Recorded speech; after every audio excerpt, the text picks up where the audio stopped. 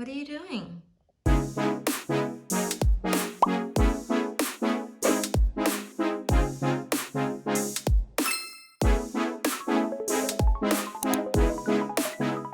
What's up, crew? Welcome back to my channel, or if you are new to this channel, welcome.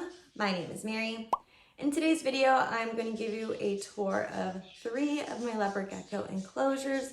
They are currently in a 20-gallon long, but that is not going to be forever. I need to upgrade them into a 40-gallon open enclosure with some UVB. I want to get into all that, but I want to show you just my 20-gallon longs because they're pretty good examples, I would say. I always push for the best for your animals, and back in the day, I would say 20-gallon longs are standard. They're perfect for all life of a leopard gecko. And my opinion has very much changed. I think they would very much appreciate some more room. So that is what we're going to do in today's video. I'm going to talk a little bit about that and then give you a tour of their enclosures. Before we get into all that, it would mean the world to me if you hit that subscribe button, notification bell, follow me on all socials. I realized that for the longest time, all those little links never worked. So I revamped all that. Check out all those Instagrams, the TikToks, they're all in there. Like I was saying, I want to convert everybody into 40 gallons. And I did have Ozzy in a 40-gallon Zoo Med breeder with a custom background. You've probably seen it on this channel before and you're wondering what the heck happened. Well, I'm a very impatient person, and when I want something done, and nobody else is gonna help me, I'm gonna do it myself. So I thought I was Superwoman one day and decided to carry a very heavy 40-gallon tank. And it was very thin glass, and what happens? It cracks. It cracks really bad. So it was not usable. I learned I gotta be patient. So Ozzy had to downgrade into a 20-gallon. Luckily, I obviously took him out. I mean, I wouldn't be moving enclosures with an animal in it. And luckily, I didn't crack the glass enough to cut myself. So he unfortunately had to downgrade, and he's definitely lets me know, lady, this is why am I in an apartment and not in a castle anymore. Obviously, I do give him plenty of options to climb. But when he was in that 40-gallon with that custom background that I spent a lot of time on, he climbed all the dang time. And he was in really great shape. He ate amazing. And I also did the loose substrate. That was something new that I've done because back in the day, before, I would say only to use cabinet liner. I appreciate the loose substrate.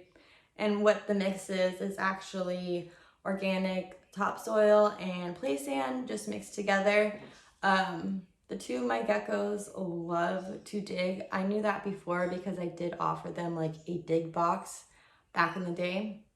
It would just be a little box where they could dig, and every morning the sand would be half out. So I just decided, let's give them all loose substrate. They absolutely love it. But I do always tongue feed them. So that just kind of eliminates them hunting and having impaction, which is the #1 concern when it comes to their loose substrate. Oh, what is June doing?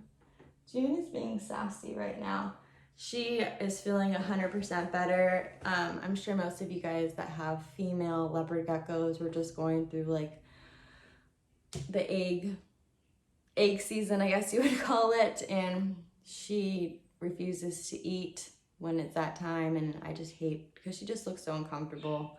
But here's a little tip that I've learned from other leopard gecko moms. Sometimes this works. You can get some wax worms and smush them up a little bit and let them smell it, and they will eat it.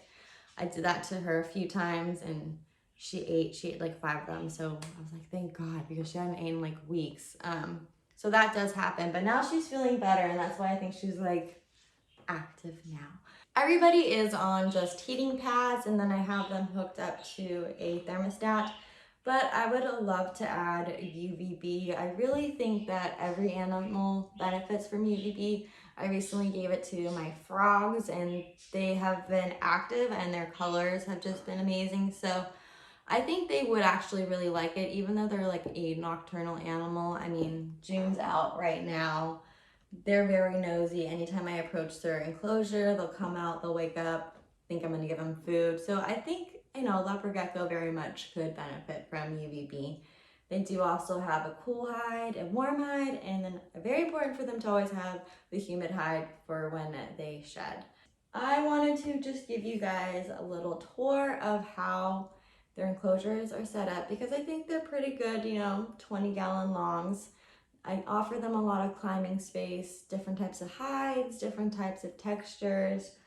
Really think they enjoyed the loose substrate. I really think it's beneficial for them. I always offer them calcium and their little water dish. I'm really hoping for these upgrades during the summertime. As you guys know, glass enclosures can get expensive, and I just want to get like the right measurements for the rack as well. I do have like racks that carry 40 gallons, but oh my God, my birds are going off right now. Sometimes it's really hard to think when they're just going off. But yeah, like I was saying, I gotta get the right sizing and everything, start collecting those 40 gallons and also trying to do the custom backgrounds as well because they really enjoyed that last time.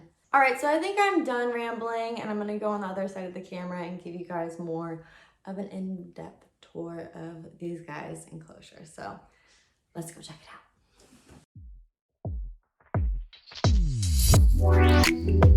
out.